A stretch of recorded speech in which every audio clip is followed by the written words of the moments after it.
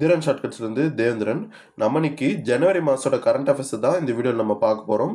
ஜனவரி மாதத்தில் நிகழ்ந்த எல்லா டேட்டாவையும் இந்த ஒரே வீடியோவில் தொகுத்து கொடுத்துருக்கேன். அதுவும் எப்படி கொடுத்துருக்கேன்னா மல்டிபிள் சாய்ஸ் கொஸ்டினாக நான் கொடுத்துருக்கேன். நீங்கள் அதை பார்த்தீங்கனாலே ஒரு வாட்டி கேட்டாலே உங்களுக்கு வந்து பார்த்தோன்னா மைண்டில் நிற்கிற மாரி நான் தொகுத்து கொடுத்துருக்கேன். வீடியோ ஸ்கிப் பண்ணாத லைக் பண்ணிட்டு பாருங்கள். ஃபர்ஸ்ட் கொஸ்டின் பாருங்கள். சமூக சேவைக்கான தனிநபர்கள் பிரிவில் ஆளுநர் விருது பெற்றவர் யார் அப்படின்னா option A S Ramalingam, J Swarnalatha மற்றும் ஏ ராஜ்குமார். இதுதான் சரியான விடை. ஓகேங்களா? இதற்கான விளக்கத்தை பாருங்க. சமூக சேவைக்கான தனிநபர்கள் பிரிவில் சென்னை மாவட்டத்தைச் சேர்ந்த எஸ் ராமலிங்கம், கோவை மாவட்டத்தைச் சேர்ந்த ஜே சொர்ணலதா மற்றும் மதுரை மாவட்டத்தைச் சேர்ந்த ஏ ராஜ்குமார் ஆகியோர் விருது பெற்றனர். இவர்களுக்கு ஒவ்வொருத்தருக்கும் தலா 2 லட்சம் வந்து பார்த்தோன்னா பாராட்டு சான்றிதழ் வழங்கியிருக்காங்க. அதுக்கடுத்த கொஸ்டின் பாருங்க. 2வது கொஸ்டின். சமூக சேவைக்கான நிறுவன பிரிவில் ஆளுநர் விருது பெற்ற அமைப்புகள் யாவை அப்படின்னா ஆப்ஷன் சி பாருங்க. ஆப்ஷன் சி தான் சரியான விடை. இதயங்கள் மற்றும் ஹோப் பப்ளிக் சேரிட்டபிள் ட்ரஸ்ட் தான் இதற்கான சரியான விடை. இதுக்கு முன்னாடி பார்த்தது தனிநபர் பிரிவு.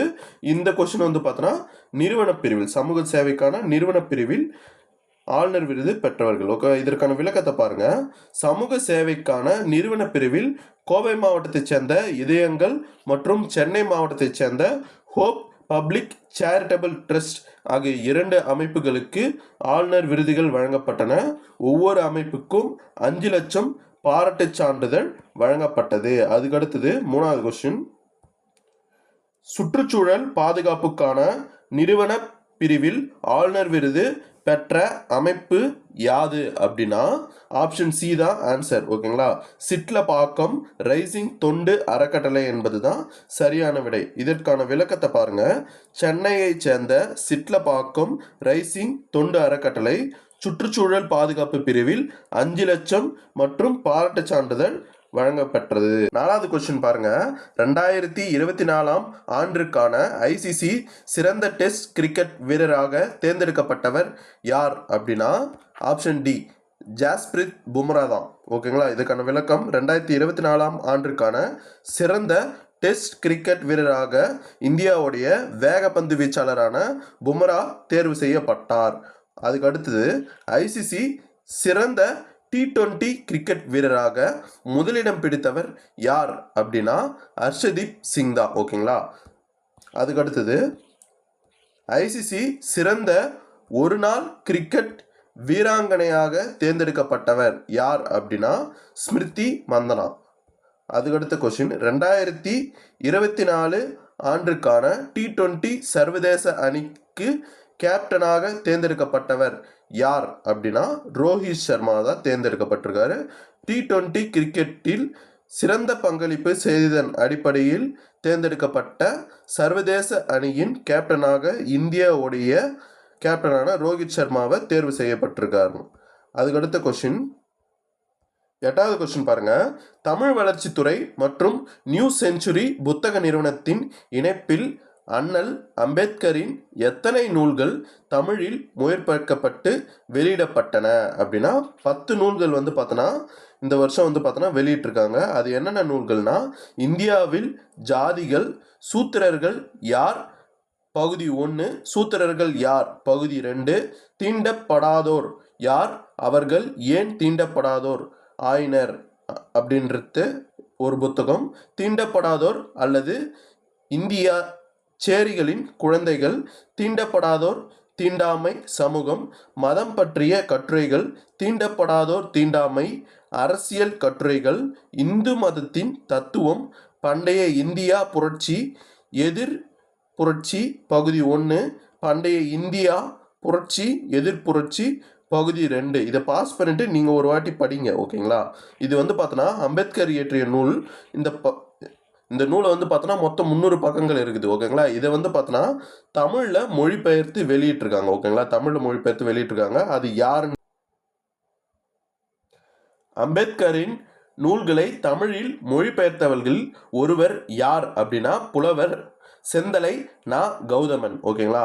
அம்பேத்கர் நூலை வந்து பார்த்தோன்னா மொழிபெயர்த்தவங்க யார் தமிழில் அப்படின்னா மேலே பார்த்தோம் இல்லையா, அந்த நூலில் மொழிபெயர்த்தவங்க யாருன்னா தொகுத்து மொழிபெயர்த்தவர்கள் புலவர் செந்தலை நா கௌதமன், பேராசிரியர் வி அரசு, முனைவர் மு வளர்மதி மற்றும் ஆ மதிவாணன் ஆகியோர் ஆவார்கள். ஓகேங்களா. இந்த 10 நூல்களையும் முதல்வர் மு.க. ஸ்டாலினுடைய தலைமையில் தான் வெளியிட்டாங்க. ஓகேங்களா. அவங்க தான் இவங்க 4 பேர் வந்து பார்த்தோன்னா மொழிபெயர்த்தாங்க. இது மு.க. ஸ்டாலின் வந்து பார்த்தோன்னா இந்த நூல் அவருடைய தலைமையில் வெளியிட்டிருக்காங்க. ஓகேங்களா. அந்த நூல் என்னன்னுட்டு பார்த்துங்க, கேட்கறதுக்கு கூட வாய்ப்பு இருக்குது. ஓகேங்களா. இந்திய தடகள கூட்டமைப்பின் ஏஎஃப்ஐ புதிய தலைவராக நியமிக்கப்பட்டவர் யார் அப்படின்னா பகதூர் சிங் சகு. இவர் யார்னா ஆசியா தங்கப்பதக்கம் வென்று குண்டு எறிதல் வீரரான பகதூர் சிங் சகு. ஓகேங்களா. இவருக்கு தான் வந்து பார்த்தீங்கன்னா என்ன பண்ணுறாங்க, இந்திய தடகள கூட்டமைப்பின் புதிய தலைவராக நியமிக்கப்பட்டிருக்காரு. ஓகேவா. அந்த இந்திய தடகள கூட்டமைப்பு வந்து பார்த்தோன்னா எப்போ உருவாக்கியிருக்காங்க அப்படின்னா 1946 வந்து பார்த்தோன்னா உருவாக்கியிருக்காங்க. ஓகேங்களா. அதுக்கு அடுத்த கொஸ்டின் பாருங்க. இஸ்ரோவின் புதிய தலைவராக பொறுப்பேற்றவர் யார் அப்படின்னா ஆப்ஷன் சி டாக்டர் நாராயணன் தான். ஓகேங்களா. ஆப்ஷன் சி டாக்டர் நாராயணன் என்பது சரியான விடை. ஓகேங்களா. இந்த கொஸ்டினுக்கான விளக்கத்தை பாருங்க. இவர் ராக்கெட் மற்றும் விண்கலன் விசைத்திறன் நிபுணர் ஆவார். இவர் 1984 இஸ்ரோவில் சேர்ந்து பல்வேறு பொறுப்புகளில் பணியாற்றினார். தமிழகத்தின் கன்னியாகுமரி மாவட்டத்தைச் சேர்ந்த வி நாராயணன் பொறுப்பேற்றார். 2001 கல்லூரியில் முனைவர் PhD பட்டம் பெற்ற அவர் கிரையோஜெனிக் தொழில்நுட்பத்தை பயன்படுத்தி ஏவூர்தி ராக்கெட் வடிவமைத்து புகழ் பெற்றார்.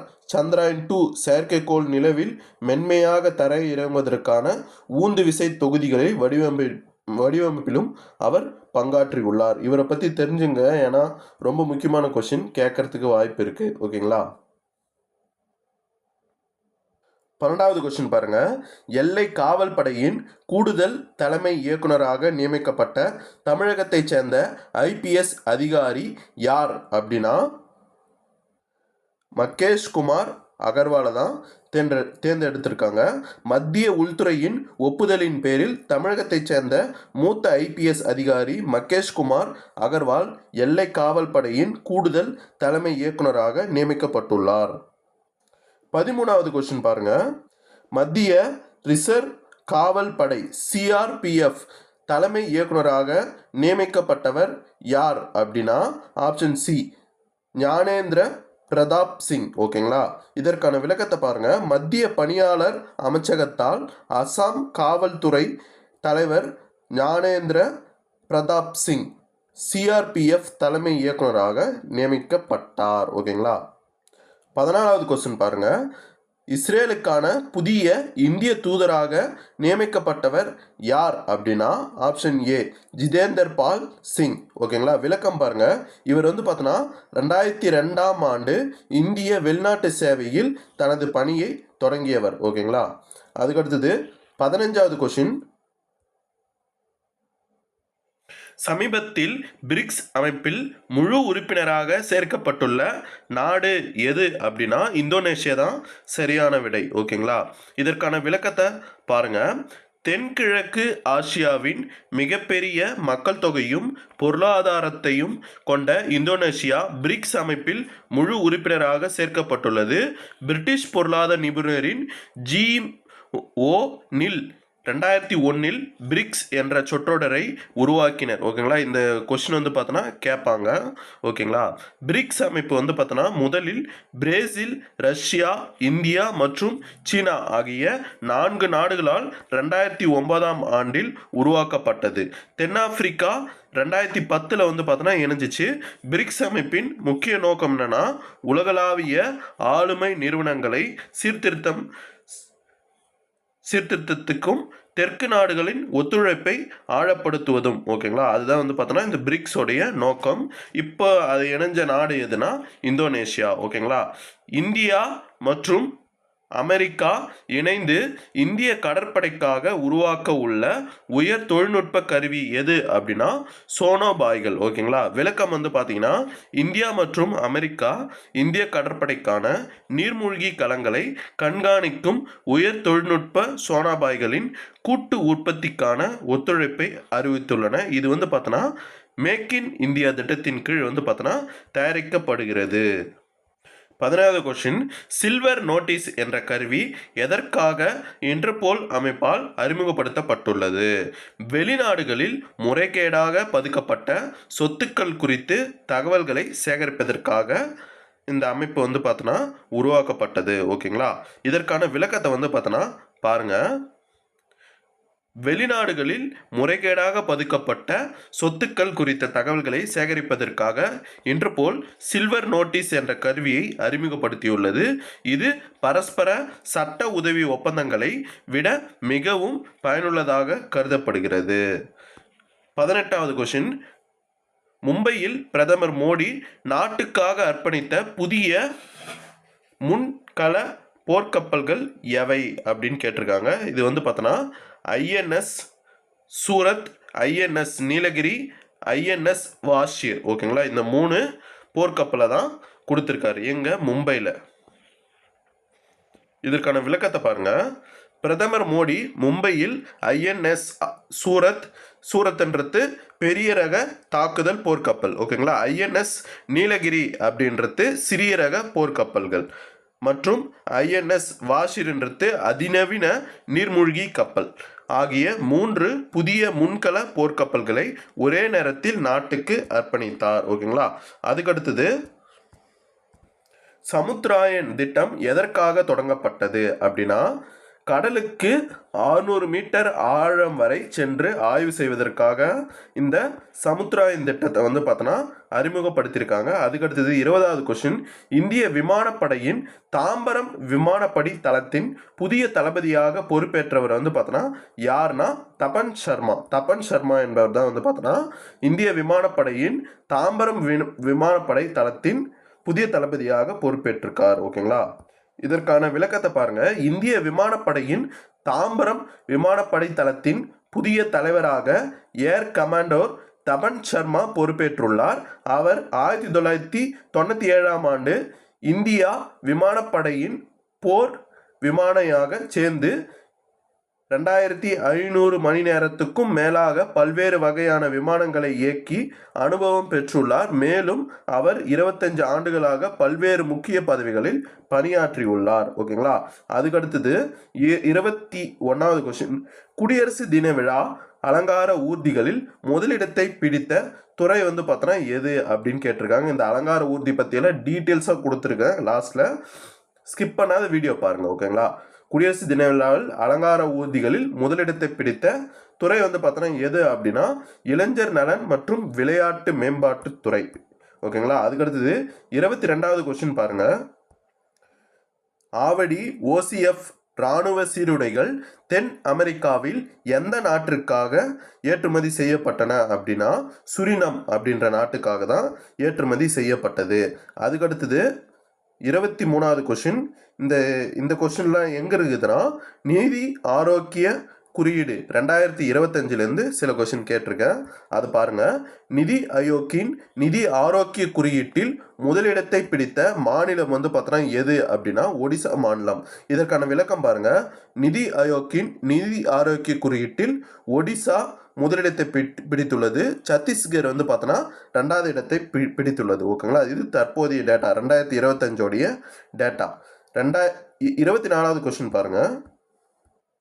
நிதி ஆரோக்கிய குறியீட்டின்படி மோசமான செயல்திறனை கொண்ட மாநிலங்கள் எவை அப்படின்னா ஆப்ஷன் டி தான். பஞ்சாப், ஆந்திரா, மேற்கு வங்காளம், கேரளா. ஓகேங்களா. அதுக்கடுத்தது விளக்கம் பாருங்க. ஜார்க்கண்ட், ஒடிசா, சத்தீஸ்கர், கோவா இது எல்லாமே சிறந்த செயல்திறன் கொண்ட மாநிலங்களாக உள்ளன. ஓகேங்களா. சிறந்த செயல்திறன் கொண்ட மாநிலங்கள்லாம் எது? ஜார்க்கண்ட், ஒடிசா, சத்தீஸ்கர், கோவா இது எல்லாமே சிறந்த செயல்திறன் கொண்ட மாநிலங்கள். ஆனால் கொஸ்டினில் வந்து பார்த்தோன்னா என்ன கேட்டிருக்காங்க, மோசமான அல்லது குறைந்த செயல்திறன் கொண்ட மாநிலங்கள் எது எது? பஞ்சாப், ஆந்திரா, மேற்கு வங்காளம், கேரளா. இது ரெண்டுத்தையும் டிஃப்ரென்ஷியேட் பண்ணி எழுதி வச்சுங்க. ஓகேங்களா? அதுக்கடுத்தது மத்திய பட்ஜெட். மத்திய பட்ஜெட்லேருந்து சில கொஸ்டின் பாருங்கள். மத்திய பட்ஜெட்டில் பின்வரும் எந்த திட்டங்களுக்கான நிதி ஒதுக்கீடு சமீபத்திய ஆண்டுகளில் குறைந்துள்ளது அப்படின்னா ஆப்ஷன் பி, பிரதமர் போஷன் திட்டம் தான். ஓகேங்களா? மத்திய பட்ஜெட்டில் மகாத்மா காந்தி தேசிய ஊரக வேலைவாய்ப்பு உறுதி திட்டம், தேசிய சமூக உதவி திட்டங்கள் மற்றும் பிரதமர் போஷன் திட்டம் ஆகியவற்றுக்கான நிதி ஒதுக்கீடு கணிசமாக குறைக்கப்பட்டுள்ளது. ஓகேங்களா? இதெல்லாம் குறைச்சிருக்காங்க. ஓகேங்களா? மகாத்மா காந்தி தேசிய ஊரக வேலைவாய்ப்பு உறுதி திட்டம், அதுக்கடுத்து தேசிய சமூக உதவி திட்டங்கள், அப்புறம் பிரதமர் போஷன் திட்டங்கள். ஓகேங்களா? இந்த 3 திட்டங்கள்லையும் நிதி ஒதுக்கீடு கணிசமாக குறைக்கப்பட்டுள்ளது. அதுக்கப்புறம் ஆயுஷ்மான் பாரத். ஓகேங்களா? PMJAY, அதுக்கப்புறம் PMAY கிராமப்புற மற்றும் PMC திட்டங்களுக்கான நிதி வந்து பார்த்தோன்னா என்ன பண்ணியிருக்காங்க, அதிகரிச்சிருக்காங்க. ஓகேங்களா? இது ரெண்டுத்தையும் டிஃபர் பண்ணிங்க. எந்த திட்டங்களுக்கு குறைச்சிருக்காங்க, எந்த திட்டங்களுக்கு அதிகரிச்சிருக்காங்கன்னு கொஞ்சம் டிஃப்ரென்ஷியேட் பண்ணிக்கோங்க. ஓகேங்களா? அதுக்கடுத்தது 26வது கொஸ்டின் பாருங்கள். மத்திய பட்ஜெட்டின் முக்கிய இலக்குகளில் ஒன்று எது அப்படின்னா ஆப்ஷன் ஏ, 2030க்குள் இந்தியாவின் நிகர பூஜ்ஜிய இலக்கை அடைவது தான். ஓகேங்களா? 27வது கொஸ்டின். கையால் துப்புரவு செய்யும் முறையை முற்றிலும் நிறுத்த உச்சநீதிமன்றம் எந்த சட்டத்தை மீண்டும் வலியுறுத்தியுள்ளது அப்படின்னா ஆப்ஷன் பி, துப்புரவு தொழிலாளர்களை பணியமர்த்துவதை தடை செய்தல் மற்றும் அவர்களின் மறுவாழ்வு சட்டம் 2013. ஓகேங்களா? இது ஜனவரி மாதத்தில் நடந்த கரண்ட் அஃபேர்ஸ் தான். ஆனால் இப்போ வந்து பார்த்தோன்னா இது சம்மந்தமாக சில ஸ்ட்ரைக்கெல்லாம் நடந்துச்சு. இதை வந்து பார்த்தோன்னா கேட்கறதுக்கு வாய்ப்புகளும் இருக்குது. நல்லா பார்த்து வச்சுங்க. ஓகேங்களா? அதுக்கடுத்தது 28வது கொஸ்டின். ஓகேங்களா? வகுப்பு சட்ட திருத்த மசோதாவில் ஏற்கப்பட்ட முக்கிய பரிந்துரைகள் ஒன்று என்ன அப்படின்னா ஆப்ஷன் சி தான். முஸ்லீம் அல்லாத நபர்கள் வகுப்பு வாரியத்தில் உறுப்பினர்களாக சேர வேண்டும். ஓகேங்களா? அதுதான் வந்து பார்த்தோன்னா என்ன பண்ணியிருக்காங்க, வகுப்பு சட்ட திருத்த மசோதாவில் ஏற்றுக்கொள்ள முக்கிய பரிந்துரைகள் ஒன்று. ஓகேங்களா? இதற்கான விளக்கத்தை பாருங்க. வகுப்பு சட்ட திருத்த மசோதாவில் முஸ்லிம் பெண்கள் மற்றும் முஸ்லிம் அல்லாத நபர்கள் வகுப்பு வாரியத்தில் உறுப்பினர்களாக சேர வேண்டும் என்ற பரிந்துரை ஏற்றுக்கொள்ளப்பட்டுள்ளது. இது வந்து பார்த்தோன்னா நம்ம ஆளுகின்ற கட்சி எம்பிக்கள் முன்மொழிந்த 32 திருத்தங்களில் ஒன்று அப்படின்ட்டு சொல்கிறாங்க. ஓகேங்களா? அதுக்கடுத்தது 29வது கொஸ்டின் பாருங்கள். தமிழக அரசு அமைத்துள்ள திறன்மிகு வகுப்பறைகளின் இலக்கு எண்ணிக்கை என்ன அப்படின்னா 22,931 ஆகும். ஓகேங்களா? அதுக்கடுத்தது சிக்கிமில் மறுகட்டமைப்பு செய்யப்பட உள்ள அணை எது அப்படின்னா திஸ்தா 3 அணை. ஓகேங்களா? சிக்கிமில் மறுகட்டமைப்பு செய்யப்பட உள்ள அணை வந்து பார்த்தோன்னா எது அப்படின்னா திஸ்தா 3 அணை. ஓகேங்களா? அதுக்கடுத்தது இதற்கான விளக்கத்தை பாருங்க. பனிப்பாறை எரிவெடிப்பு வெள்ளத்திற்கு பிறகு சிக்கிமின் மிகப்பெரிய நீர்மின் திட்டமான திஸ்தா 3 அணை மீண்டும் அமைக்கப்பட உள்ளது. இது முழுவதும் கான்கிரீட் அணை கட்டமைப்புடன் உருவாக்கப்படும். ஓகேங்களா? கான்கிரீட் இது வந்து பார்த்தோன்னா எந்த கட்டமைப்புடன் உருவாக்கப்படும் கேட்பாங்க. கான்கிரீட் அணை. ஓகேங்களா? 31வது கொஸ்டின். முதன்முறையாக எத்தனை பழங்குடி குற்றவியல் பட்டியலில் இருந்து நீக்கப்பட்டு அரை நாடோடி மற்றும் நாடோடி பழங்குடிகளாக வகைப்படுத்தப்பட்டுள்ளன அப்படின்னா 268. ஓகேங்களா? 268 பழங்குடிகளை வந்து பார்த்தோன்னா என்ன பண்ணியிருக்காங்க, பழங்குடிகள் குற்றவியல் பட்டியலில் இருந்து நீக்கப்பட்டு அரை நாடோடி மற்றும் நாடோடி பழங்குடிகளாக வகைப்படுத்தப்பட்டுள்ளனர். ஓகேங்களா? இது வந்து பார்த்தோன்னா விளக்கம். மானுடவியல் ஆய்வு நிறுவனம் ANSI மற்றும் பழங்குடி ஆராய்ச்சி நிறுவனங்கள் TRIS இணைந்து முதல் முறையாக 268 பழங்குடிகள் குற்றவியல் பட்டியலில் இருந்து நீக்கி அரை நாடோடி மற்றும் நாடோடி பழங்குடிகளாக வகைப்படுத்தப்பட்டுள்ளன. 32வது கொஸ்டின். இந்தியாவில் தயாரிக்கப்பட உள்ள செயற்கை நுண்ணறிவு AI மாதிரிகள் எந்த துறைகளில் பயன்படுத்தப்பட உள்ளன அப்படின்னா வேளாண்மை, சுகாதாரம், கல்வி, பருவநிலை, வானிலை. ஓகேங்களா? இதை பற்றி ஆராயறதுக்காக தான் உருவாக்கப்பட்டிருக்காங்க AI. ஓகேங்களா? உருவாக்கப்பட உள்ளனர்கள். ஓகேங்களா? 33வது கொஸ்டின். இந்தியாவில் அமெரிக்காவின் ChatGPT மற்றும் சீனாவின் டீப்சீக் போன்ற செயற்கை நுண்ணறிவு தொழில்நுட்பங்களுக்கு இணையான தற்சார்பு மாதிரிகளை உருவாக்க திட்டமிடுவது குறித்து அறிக்கை வெளியிட்ட மத்திய தகவல் தொழில்நுட்பத்துறை அமைச்சர் யார் அப்படின்னா அஸ்வினி வைஷ்ணவ் தான். இந்திய உயிரியல் தரவு மையம் IBDC தற்போது எவ்வளவு ஃபெட்டாஃபைட் தரவுகளை சேமித்துள்ளது அப்படின்னா 8 ஃபெட்டாஃபைட். ஓகேங்களா.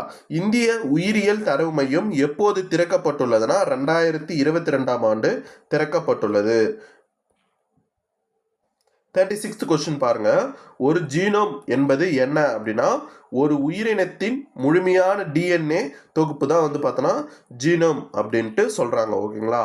அதுக்கடுத்தது இந்திய உயிரியல் தரவு மையம் நிறுவப்படுவதற்கு முன்பு இந்தியா வந்து பார்த்தோன்னா ஆராய்ச்சியாளர்கள் தங்கள் உயிரியல் தரவு தளங்களை எந்த சர்வரில் சேமிக்க வேண்டி இருந்தது அப்படின்னு கேட்டிருக்காங்க. ஓகேங்களா. இப்போ என்ன சொல்லியிருக்கோம், இந்திய உயிரியல் தரவு மையம் நிறுவப்பட்டிருக்காங்கன்னு சொல்கிறேன் இல்லையா. அது நிறுவனத்துக்கு முன்னாடி இந்திய ஆராய்ச்சியாளர்கள் வந்து பார்த்தோன்னா உயிரியல் தரவுகளை வந்து பார்த்தோன்னா எந்த சர்வரில் வந்து பார்த்தோன்னா சேமித்து வச்சுருக்காங்க அப்படின்னு கேட்டாங்கன்னா அமெரிக்கா மற்றும் ஐரோப்பிய சர்வர்களில் சேமித்து வச்சுருக்காங்க. ஓகேங்களா. அதுக்கடுத்தது 38வது கொஸ்டின் பாருங்கள். ஜீனோம் இந்திய திட்டம் எந்த ஆண்டு தொடங்கப்பட்டது அப்படின்னா ஜனவரி 2020 தொடங்கியிருக்காங்க. ஓகேங்களா. ஜனவரி 2020 இந்த ஜீனோம் இந்தியா திட்டம் வந்து பார்த்தோன்னா தொடங்கியிருக்காங்க.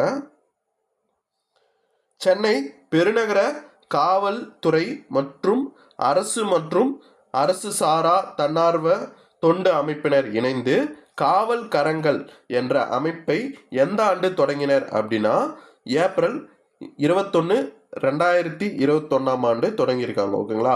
காவல் கரங்கள் அமைப்பின் சேவையை பாராட்டி கௌரவிக்கும் வகையில் கடந்த 2023 வருஷத்தில் வந்து பார்த்தோன்னா ஸ்காட்ச் விருது வந்து பார்த்தோன்னா வழங்கப்பட்டது.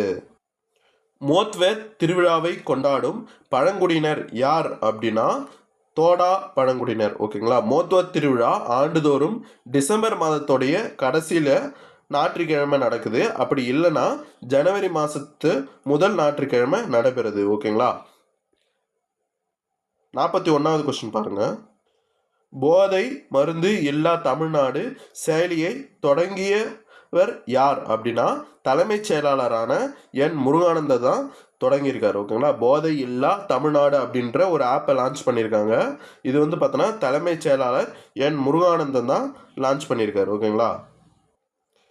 அயலக தமிழர்களுக்கு தமிழ் கற்பிக்க புதிய திட்டம் என்ற திட்டத்திற்காக எவ்வளவு நிதி ஒதுக்கப்பட்டுள்ளது அப்படின்னா 10 கோடி ரூபாய் வந்து பார்த்தோன்னா நிதி வந்து பார்த்தோன்னா ஒதுக்கியிருக்காங்க.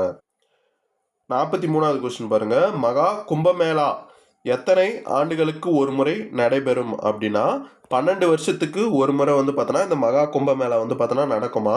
அதாவது கங்கை, யமுனை மற்றும் சரஸ்வதி ஆகிய 3 புனித தலங்கள் சங்கமிக்கும் இடமான திரிவேணி சங்கமம் உத்தரப்பிரதேசம் மாநிலத்தில் பிரியாக்ராஜ் நகரில் அமைந்துள்ளது. இது இங்கு வந்து பார்த்தோன்னா 12 ஆண்டுகளுக்கு ஒரு முறை வந்து பார்த்தோன்னா மகா கும்பமேளா நடத்தப்பட்டுள்ளது. ஓகேங்களா. அதுக்கடுத்தது சென்னை சர்வதேச விமான நிலையத்தின் பயணிகளின் குடியுரிமை சோதனையை விரைவுபடுத்த தொடங்கப்பட்ட திட்டம் வந்து பார்த்தோன்னா எது அப்படின்னா option B fast track immigration என்ற திட்டத்தை தான் தொடங்கியிருக்காங்க. சென்னை விமான நிலையத்தில் பயணிகளின் குடியுரிமை சோதனையை விரைவுபடுத்துறதுக்காக தொடங்கியிருக்காங்க. ஓகேங்களா. அதுக்கடுத்தது 45வது கொஸ்டின் பாருங்கள். தமிழ்நாட்டில் 108 ஆம்புலன்ஸ் சேவை எந்த நிறுவனத்தின் கீழ் செயல்படுகிறது அப்படின்னு கேட்டிருக்காங்க.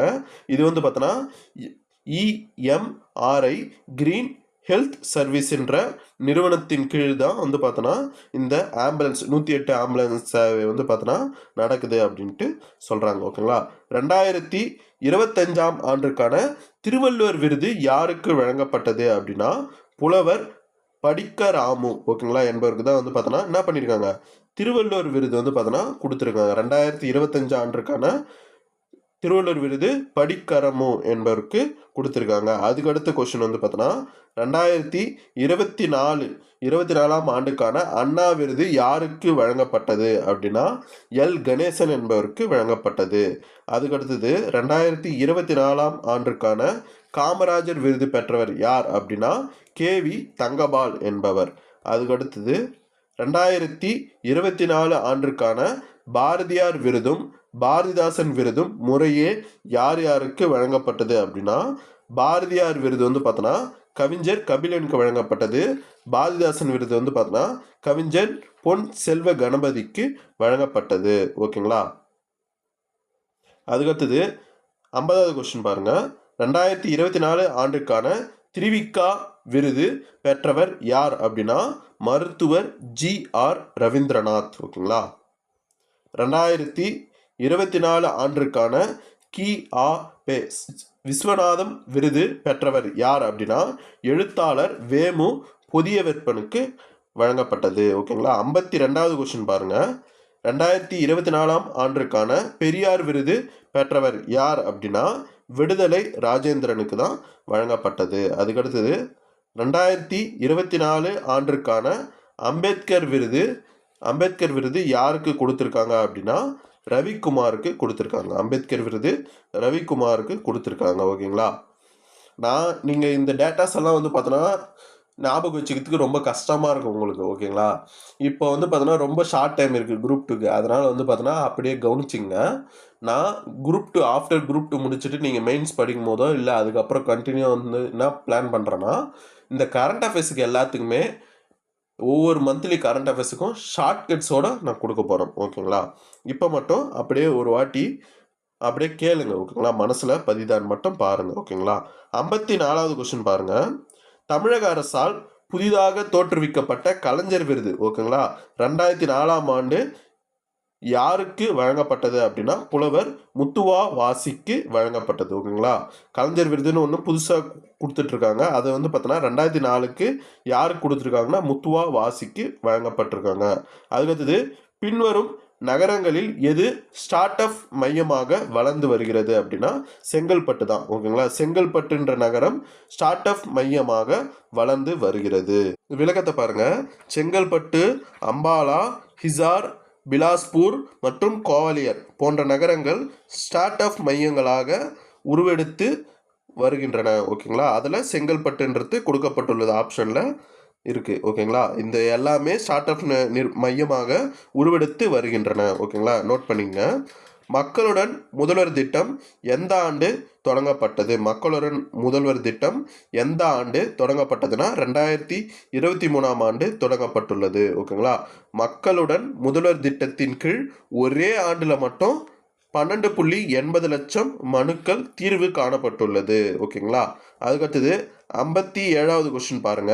சிவகாலையில் கண்டெடுக்கப்பட்ட இரும்பின் பழமை எந்த காலகட்டத்தை சேர்ந்தது அப்படின்னா, கிமு 4000 ஆண்டின் முதல் காலாண்டு. ஓகேங்களா. சிவகாலையில் வந்து பார்த்தோன்னா என்ன பண்ணியிருக்காங்க, பழைய இரும்பு வந்து பார்த்தோன்னா கண்டுபிடிச்சிருக்காங்க. இது வந்து பார்த்தோன்னா கிமு 4000 ஆண்டின் முதல் காலாண்டை சேர்ந்தது. ஓகேங்களா.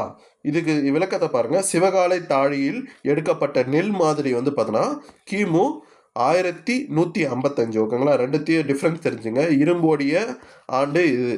ஓகேங்களா. அங்கே கண்டுபிடிக்கப்பட்ட நெல் மாதிரி இருக்கு இல்லையா, அதோடைய ஆண்டு வந்து பார்த்தோன்னா கிமு 1155. ஓகேங்களா. அதுக்கடுத்தது தாமிரபரணி கருமேனி ஆறு நம்பியாறு இணைப்பு திட்டம் தமிழ்நாட்டின் எந்த மாவட்டங்களில் நீர் பற்றாக்குறையை நிவர்த்தி செய்யும் நோக்கம் கொண்டது அப்படின்னா, திருநெல்வேலி மற்றும் தூத்துக்குடி மாவட்டத்தோடைய நீர் பற்றாக்குறையை நிவர்த்தி செய்யக்கூடியது. ஓகேங்களா. தாமிரபரணி, திருமேனியாறு, நம்பியாறு இணைப்பு திட்டம் நாங்குநேரி, திசையன் விலை மற்றும் சாத்தான்குளம் ஆகிய மழைநிழல் பகுதிகளுக்கும் பயனளிக்கும் அப்படின்ட்டு சொல்கிறாங்க. ஓகேங்களா. அதுக்கடுத்தது 59வது கொஸ்டின். 2023 தமிழகத்தின் இதயம் காப்போம் திட்டத்தின் கீழ் வழங்கப்பட்ட மருந்துகள் யாவை அப்படின்னா, ஆஸ்பிரின், கிளபிடோகிரில்,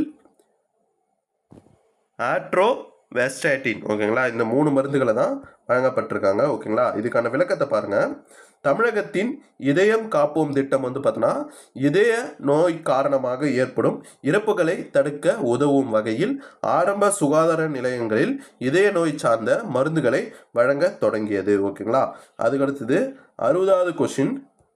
சமூகத்திற்கு சிறப்பான பங்களிப்பு செய்தவர்களுக்கான அண்ணா வீரதீர பதக்கம் யாருக்கு வழங்கப்பட்டது? ஓகேங்களா, அண்ணா விருதுன்றது வேற, அண்ணா வீரதீர பதக்கம்ன்றது வேற. ஓகேங்களா, இந்த அண்ணா வீரதீர பதக்கம் வந்து பார்த்தீங்கன்னா கே வேல்திவேலுன்றவர்களுக்கு வழங்கப்பட்டது. கே வேல்திவேலுக்கு வழங்கப்பட்டது.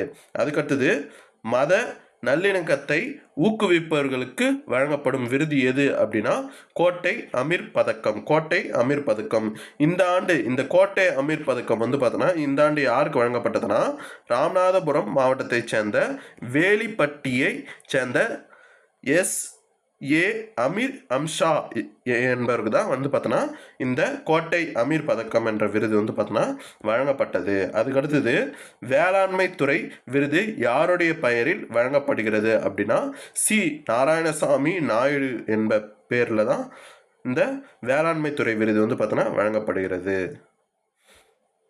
இந்த பாருங்க, இதற்கான விளக்கம் சி நாராயணசாமி பெயரில் வழங்கப்படும் வேளாண்மை துறை விருது அதிக உற்பத்தி திறன் அடையும் விவசாயிகளுக்கு வழங்கப்படுகிறது. இந்த ஆண்டு தேனி மாவட்டம் வடுகப்பட்டி கிராமத்தைச் சேர்ந்த ஆர் முருகவேலுக்கு இந்த விருது வந்து பார்த்தோன்னா தேர்வு செய்யப்பட்டது. அதாவது இந்த வேளாண்மை துறை விருது வந்து பார்த்தோன்னா யார் பேரில் கொடுக்குறாங்கன்னா சி நாராயணசாமி பேரில் கொடுக்குறாங்க.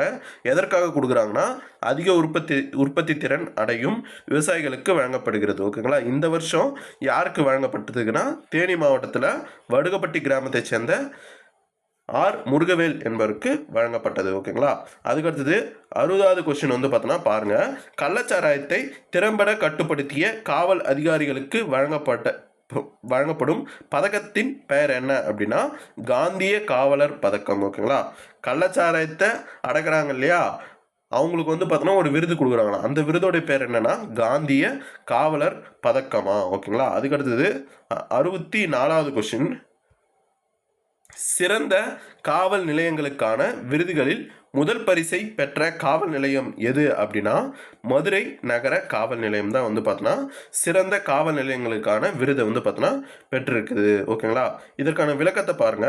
திருப்பூர் நகர காவல் நிலையம் வந்து பார்த்தோன்னா 2வது பரிசு, முதல் பரிசு மதுரை காவல் நிலையம், 2வது பரிசு திருப்பூர் காவல் நிலையம், திருவள்ளூர் காவல் நிலையம் வந்து பார்த்தோன்னா 3ஆம் பரிசு பெற்றிருக்கு. ஓகேங்களா, அதுக்கடுத்த கொஸ்டின், விழுப்புரம் மாவட்டத்தில் புதிதாக திறக்கப்பட்ட சமூக நீதி போராளிகள் மணிமண்டபங்களின் எண்ணிக்கை மற்றும் வழங்கப்பட்ட நலந்திட்ட உதவிகளின் மொத்த மதிப்பு யாது அப்படின்னா 21 மணிமண்டங்கள் வந்து பார்த்தோன்னா விழுப்புரம் மாவட்டத்தில் புதிதாக திறக்கப்பட்ட சமூக நீதி போராளிகளின் மண்டபங்களின் எண்ணிக்கை. ஓகேங்களா, அதுக்கடுத்தது இதற்கான நலத்திட்ட உதவிகளின் மொத்த மதிப்பு எவ்வளோ 324 கோடி. ஓகேங்களா, அதுக்கடுத்தது 66வது கொஸ்டின் பாருங்க,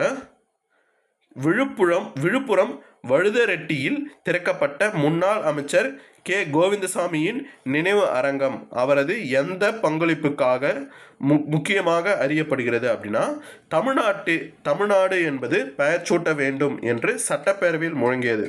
ஓகேங்களா, இந்த கோவிந்தசாமி இருக்கார் இல்லையா, இவர் வந்து பார்த்தோன்னா யார் அப்படின்னா அண்ணா ஆட்சி காலத்தில் வந்து பார்த்தோன்னா அமைச்சராக இருந்தவர், அண்ணாவுடைய தலைமையில் வந்து பார்த்தோன்னா அமைச்சரவையில் இருந்தவர். ஓகேங்களா, இவர் வந்து பார்த்தோன்னா தமிழ்நாடு என்ற பெயர் சூட்ட வேண்டும் என்று சட்டப்பேரவையில் முழங்கியவர். ஓகேங்களா, கலைஞர் கனவு இல்ல திட்டத்திற்கு மேலும் எவ்வளவு நிதி ஒதுக்கிடப்பட்டுள்ளது அப்படின்னா 500 கோடி வந்து பார்த்தோன்னா மேலும் வந்து பார்த்தோன்னா நிதி வந்து பார்த்தோன்னா கலைஞர் கனவு இல்ல திட்டத்துக்கு ஒதுக்கியிருக்காங்க. ஓகேங்களா, அதுக்கடுத்தது 67வது கொஸ்டின் பாருங்க, கலைஞர் கனவு இல்ல திட்டத்திற்கு கீழ் 2030ஆம் ஆண்டுக்குள் ஊரக பகுதிகளில் எத்தனை வீடுகள் கட்ட இலக்கு நிர்ணயிக்கப்பட்டுள்ளதுன்னா 8 லட்சம் வீடுகளை வந்து பார்த்தோன்னா கட்டுறதுக்கு திட்டம் தீட்டிருக்காங்க. ஓகேங்களா, அதுக்கடுத்தது வெள்ளோடு பறவைகள் சரணாலயம் எந்த மாவட்டத்தில் அமைந்துள்ளது அப்படின்னா ஈரோடு மாவட்டத்தில் அமைந்துள்ளது. வெள்ளோடு பறவைகள் சரணாலயம் ஈரோடு மாவட்டத்தில் அமைந்துள்ளது.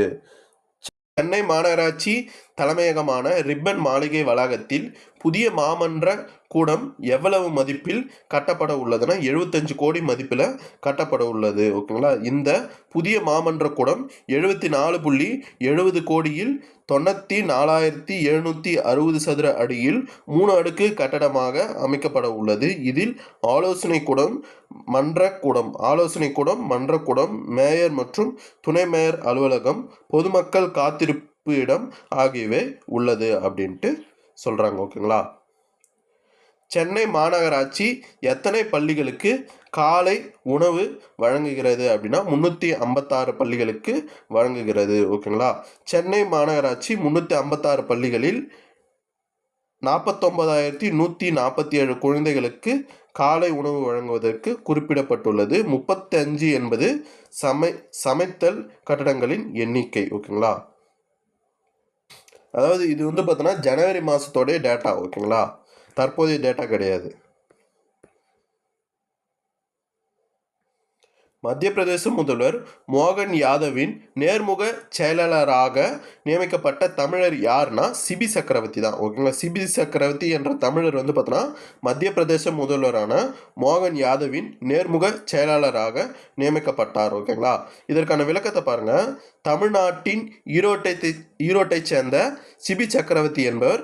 சிபி சக்கரவர்த்தி தற்போது மாநில அரசின் நகர்ப்புற நிர்வாகம் மற்றும் மேம்பாட்டு ஆணையராக இருந்து வருகிறார் என்றும் அவருக்கு கூடுதல் பொறுப்பாக முதல்வர் மோகன் யாதவின் நேரடி செயலாளர் பதவி வழங்கப்பட்டுள்ளது. ஓகேங்களா. இவர் வந்து பார்த்தோன்னா தற்போது என்னவா இருந்துட்டு வர்றாருன்னா அரசின் நகர்ப்புற நிர்வாகம் மற்றும் மேம்பாட்டு ஆணையராக இருந்து வர்றார். அவருக்கு கூடுதலாக பொறுப்பு கொடுத்து வங்கதேச அரசமைப்பு சட்டத்திலிருந்து நீக்க பரிந்துரைக்கப்பட்ட அடிப்படை கொள்கைகள் வந்து பார்த்தோன்னா எவை அப்படின்னா மதச்சார்பின்மை மற்றும் சோசியலிசம். ஓகேங்களா. இந்த 2 வார்த்தையும் அரசியலமைப்பு சட்டத்திலிருந்து எடுத்திருக்காங்க. ஜனநாயகம் என்ற வார்த்தை வந்து பார்த்தோன்னா அந்த அரசமைப்பு சட்டத்தில் தொடருது. ஓகேங்களா. அமெரிக்காவின் 47வது அதிபராக பதவியேற்ற டொனால்ட் ட்ரம்பின் துணை அதிபராக பதவியேற்றவர் வந்து பார்த்தோன்னா யார் அப்படின்னா ஜேடி வான்ஸ் என்பவர். JD Vance. அதிபராக தேர்ந்தெடுக்கப்பட்டவர் யார்? டொனால்ட் ட்ரம்ப் தற்போதைய. இப்போ வந்து பார்த்தோன்னா துணை அதிபராக ட்ரம்ப்போடைய 47வது துணை அதிபராக தேர்ந்தெடுக்கப்பட்டவர் ஜேடி வான்ஸ் என்பவர். ஓகேங்களா. இந்தியா சீனா இடையே மீண்டும் நேரடி விமான சேவை தொடங்கப்படுவதற்கான காரணம் வந்து பார்த்தோன்னா என்ன அப்படின்னா கொரோனா தொற்று மற்றும் எல்லையில் ஏற்பட்ட பதற்றம் காரணமாக நிறுத்தப்பட்ட சேவை மீண்டும் தொடங்கப்பட்டுள்ளது. ஓகேங்களா.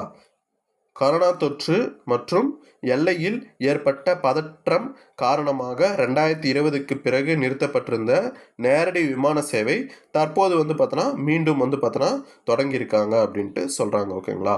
அதுக்கடுத்தது உலக சுகாதார நிறுவனம் WHO ஒரு நாளைக்கு எத்தனை கிராமிற்கு குறைவான சோடியம் உட்கொள்ள வேண்டும் என்று பரிந்துரைக்கிறது அப்படின்னா 2 கிராமுக்கு குறைவான சோடியத்தை உட்கொள்ள வேண்டும் அப்படின்ட்டு பரிந்துரைக்கிறது. ஓகேங்களா.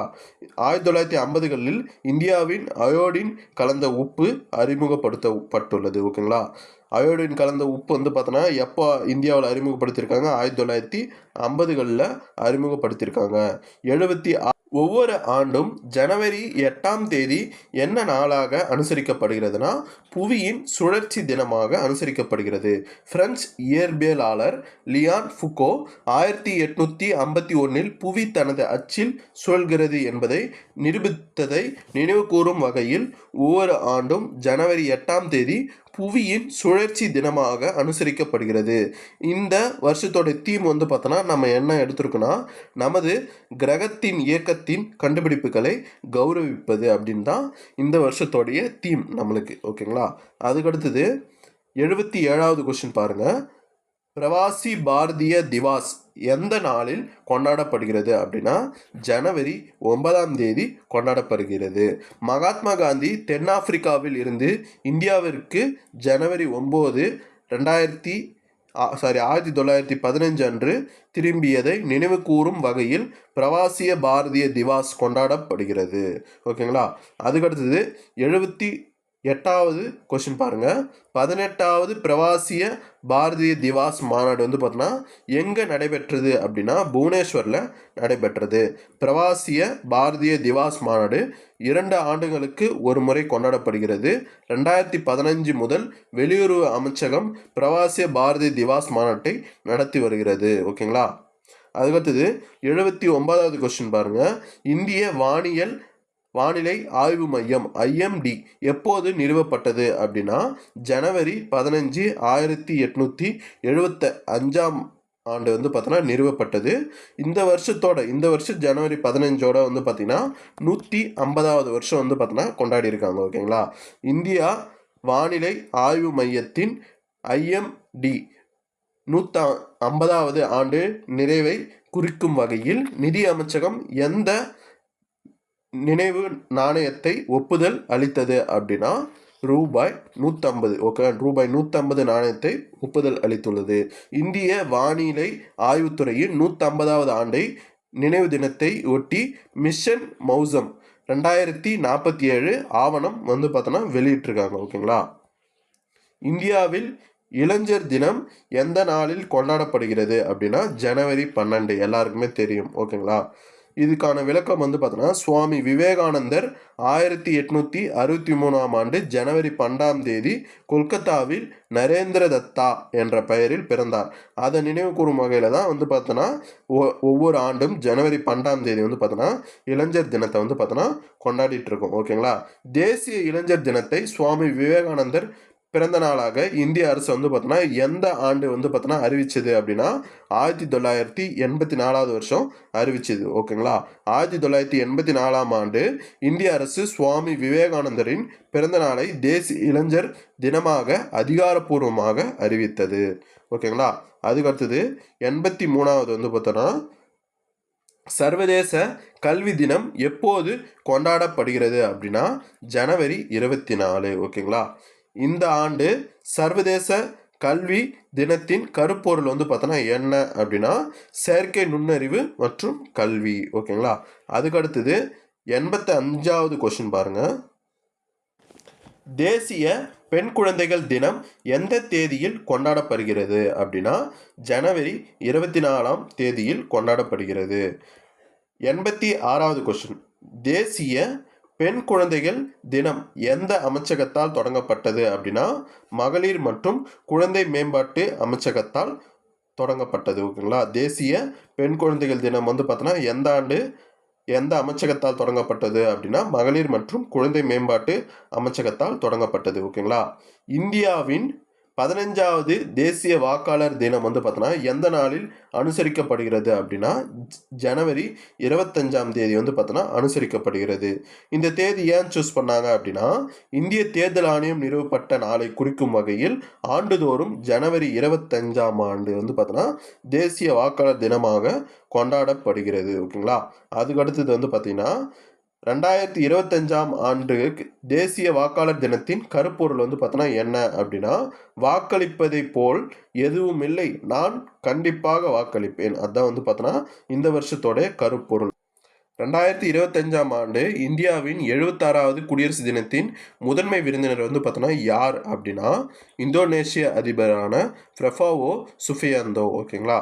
அதுக்கடுத்தது 90வது கொஸ்டின் பாருங்க, 2025 குடியரசு தின அணிவகுப்பில் மாநில அலங்கார ஊர்திகள் எந்த கருப்பொருள் அடிப்படையாக கொண்டிருந்தன அப்படின்னா பொற்கால இந்தியா, பாரம்பரியம் மற்றும் வளர்ச்சி. அதோடைய கருப்பொருள். 21வது கொஸ்டின், 76வது குடியரசு தின அணிவகுப்பில் முதன்முறையாக காட்சிப்படுத்தப்பட்ட உள்நாட்டில் தயாரிக்கப்பட்ட இராணுவ தளவாடங்களில் எது ஒன்று இல்லை. ஓகேவா. நெகட்டிவ் கொஸ்டின், எது ஒன்றுன்னு கேட்கல, எது ஒன்று இல்லை அப்படின்னு கேட்டிருக்கேன். இதில் அர்ஜுன் போர் டாங்கே, தேஜஸ் போர் விமானம், பிரளய ஏவுகணை, அக்னி ஏவுகணை. இதில் வந்து பார்த்தோன்னா எது கிடையாதுன்னா அக்னி ஏவுகணை என்பது கிடையாது. இந்த மூணுமே சரி. ஓகேங்களா. அர்ஜுன் போர் டாங்கே, தேஜஸ் போர் விமானம், பிரளய ஏவுகணை. ஓகேங்களா. இது மட்டும் இல்லாத இன்னொன்று இருக்குது, சஞ்சய் போர் கண்காணிப்பு தொழில்நுட்பம். ஓகேங்களா. இது 4மே வந்து பார்த்தோன்னா முதன்முறையாக வந்து பார்த்தோன்னா காட்சிப்படுத்தப்பட்டுள்ளது. ஓகேங்களா. அதுக்கடுத்தது 92வது கொஸ்டின் வந்து பார்த்தோன்னா பாருங்க,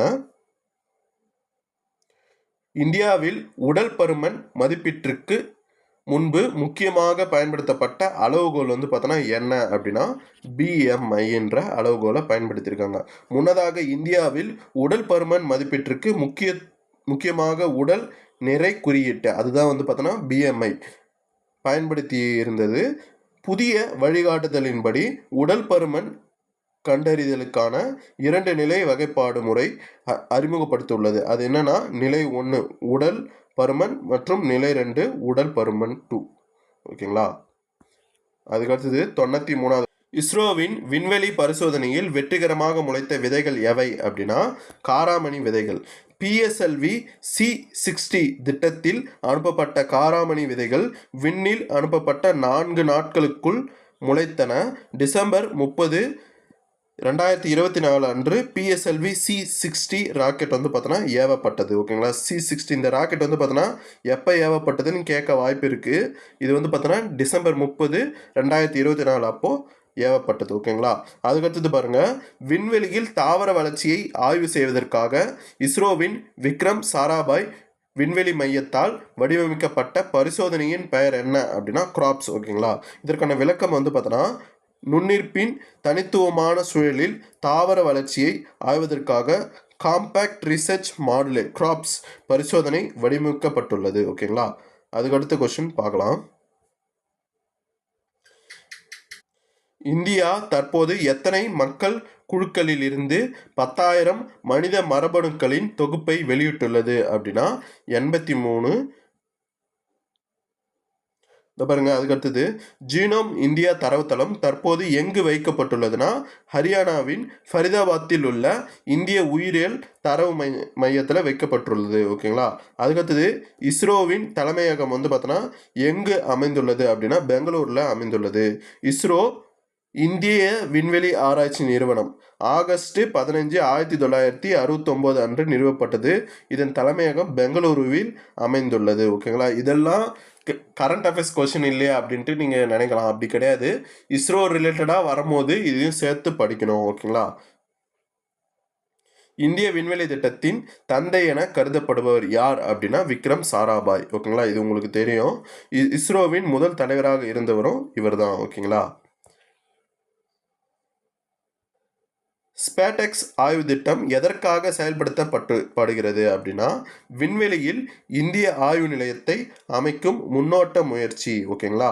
அதுக்கு அடுத்த கொஸ்டின் பார்க்கலாம்.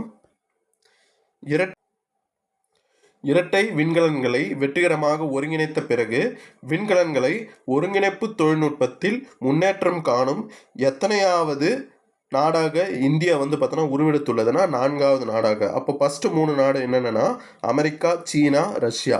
இதுக்கு பிறகு வந்து பார்த்தோன்னா விண்கலன்களை ஒருங்கிணைப்பில் முன்னேற்றம் அடைந்த 4வது நாடாக இந்தியா வந்து பார்த்தோன்னா உருவெடுத்துள்ளது. ஓகேங்களா? ஸ்பீடெக்ஸ் விண்கலன்களை எதன் மூலம் விண்ணில் செலுத்தப்பட்டன அப்படின்னா PSLV C60 ராக்கெட் மூலம் தான் வந்து பார்த்தோன்னா செலுத்தியிருக்காங்க. ஓகேங்களா?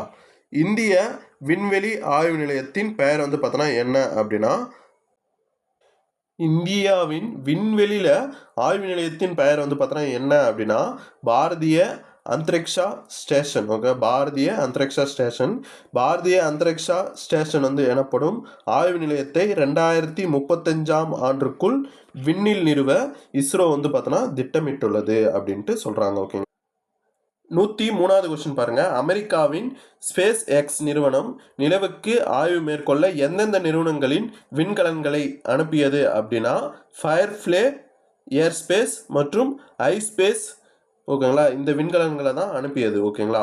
அதுக்கடுத்தது இதற்கான விளக்கம் பாருங்க. ஸ்பேஸ் எக்ஸ் அமெரிக்காவின் ஃபயர்ஃப்ளை ஏர்ஸ்பேஸ் மற்றும் ஜப்பானுடைய ஐஸ்பேஸ் ஆகிய 2 தனியார் நிறுவனங்களின் ஆய்வுக்கலங்களை நிலவுக்கு அனுப்பிச்சு அப்படின்ட்டு சொல்கிறாங்க. ஓகேங்களா?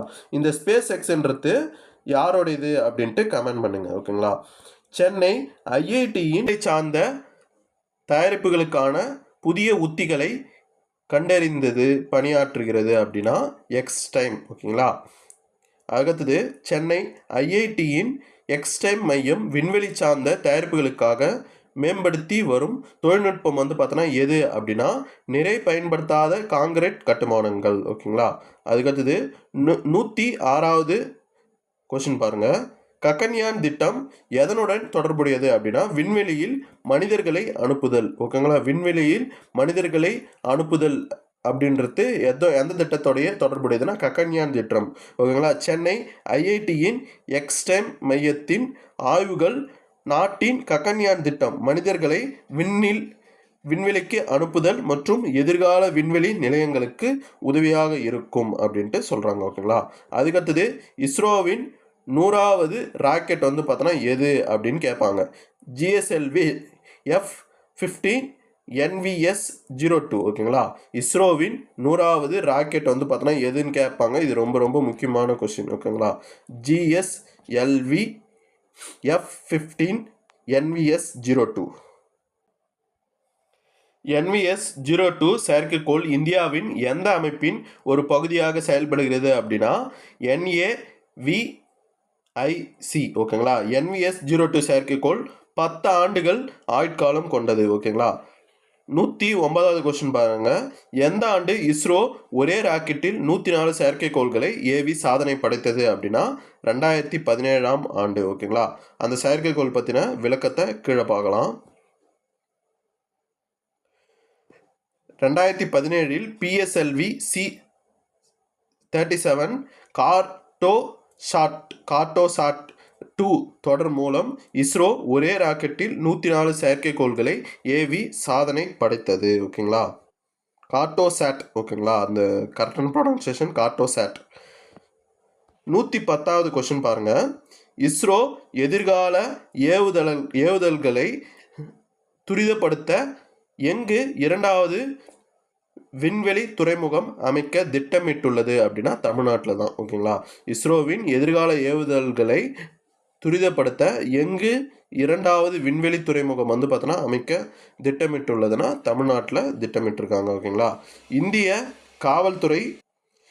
காவல்துறை மற்றும் பாதுகாப்பு நிறுவனங்களை சர்வதேச காவல்துறை அமைப்பான இன்டர்போலுடன் இணைக்கும் பாரத் போல் போர்ட்டலை திறந்து வைத்தவர் வந்து பார்த்தோன்னா யார் அப்படின்னா மத்திய உள்துறை அமைச்சரான அமித்ஷா தான் வந்து பார்த்தோன்னா திறந்து வச்சிருக்காரு. ஓகேங்களா, இந்திய காவல்துறை மற்றும் பாதுகாப்பு நிறுவனங்களை சர்வதேச காவல்துறை அமைப்பான இன்டர்போலுடன் இணைக்கும் பாரத் போர்ட்டலை திறந்து வைத்தவர் வந்து பார்த்தோன்னா மத்திய உள்துறை அமைச்சர் அமித்ஷா.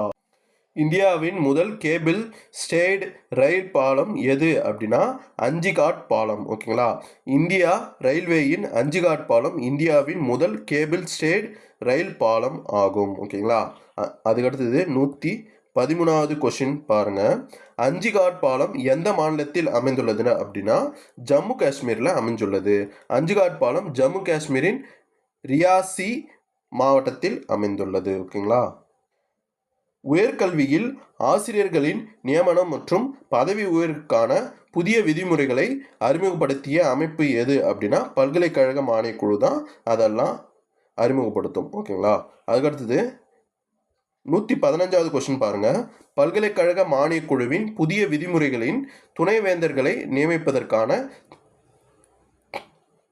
தேர்வு குழுவை அமைக்க யாருக்கு அதிகாரம் வழங்கப்பட்டுள்ளது அப்படின்னா வேந்தர்கள் அல்லது பார்வையாளர்களுக்கு வழங்கப்பட்டுள்ளது. ஓகேங்களா, 116வது கொஸ்டின் பாருங்க. பணமில்லா சிகிச்சை திட்டம் எப்போது நாடு முழுவதும் விரிவுபடுத்தப்படும் என அறிவிக்கப்பட்டுள்ளது அப்படின்னா மார்ச் 2025க்குள்ள விரிவுபடுத்துவாங்க அப்படின்ட்டு சொல்லியிருக்காங்க. ஓகேங்களா, சாலை விபத்துகளில் காயம் அடைந்தவர்களுக்கு பணமில்லா சிகிச்சை திட்டத்தின் கீழ் எவ்வளவு தொகை வரை சிகிச்சை அளிக்கப்படும் அப்படின்னா 1.5 லட்சம் வரை சிகிச்சை அளிக்கப்படும். ஓகேங்களா, அதுக்கடுத்தது 118 ஜெட்மோர் சுரங்கப்பாதை எந்த 2 இடங்களை இணைக்கிறது அப்படின்னா ககங்கீர் மற்றும் சோனாமார்க் என்ற 2 இடங்களை வந்து பார்த்தோன்னா இணைக்குது. ஓகேங்களா, ஜெட்மோர் சுரங்கப்பாதை 6.5 கிலோமீட்டர் நீளம் உள்ள 2 வழி சாலை சுரங்கப்பாதை ஆகும். ஓகேங்களா, அதுக்கடுத்தது 19வது கொஸ்டின் வந்து பார்த்தோன்னா பாருங்க.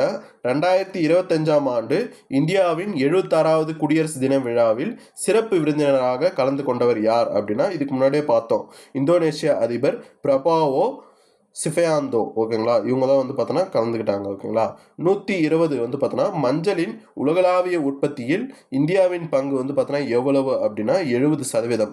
மஞ்சள் தங்க மசாலா என்று அழைக்கப்படுகிறது. இந்த மஞ்சள் வந்து பார்த்தோன்னா தங்க மசாலா அப்படின்ட்டு அழைக்கிறாங்க. இதன் உலகளாவிய உற்பத்தியில் இந்தியாவின் பங்கு வந்து பார்த்தோன்னா 70% அப்படின்ட்டு சொல்கிறாங்க. ஓகேங்களா. மஞ்சள் உற்பத்தியில் இந்தியாவில் முதன்மையான மாநிலங்கள் வந்து பார்த்தோன்னா எது எது அப்படின்னா மகாராஷ்டிரா, தெலுங்கானா, கர்நாடகா, தமிழ்நாடு. ஓகேங்களா. அதுக்கடுத்தது சோன்மார்க் சுரங்கப்பாதை எங்கு திறக்கப்பட்டது அப்படின்னா ஜம்மு காஷ்மீரில் திறக்கப்பட்டுள்ளது. ஓகேங்களா.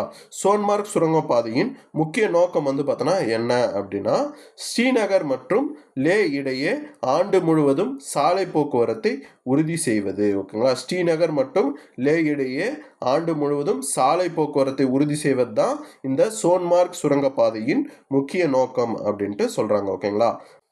சர்க்கரை ஏற்றுமதி மீதான தடையை நீக்கியதன் மூலம் 2024 to 2025 பருவம் செப்டம்பரில் முடிவடையும் நிலையில் எத்தனை டன் சர்க்கரை ஏற்றுமதிக்கு அனுமதி வழங்கப்பட்டுள்ளதுன்னா 1 மில்லியன். ஓகே, 1 மில்லியன் டன் சர்க்கரை ஏற்றுமதிக்கு அனுமதி வழங்கப்பட்டுள்ளது. ஓகேவா. 125வது கொஸ்டின், எம்டிஎஸ் தளம் எதற்காக தொடங்கப்பட்டுள்ளது அப்படின்னா நிலங்களை வெளிப்படைத்தன்மையுடன் மேலாண்மை செய்ய. ஓகேங்க, நிலங்களை வெளிப்படைத்தன்மையுடன் மேலாண்மை செய்ய வந்து பார்த்தோன்னா என்ன பண்ணுது எம்டிஎஸ் தளம் வந்து பார்த்தோன்னா தொடங்கப்பட்டது. ஓகேங்களா. சுரங்க நிலங்களை. ஓகேங்களா.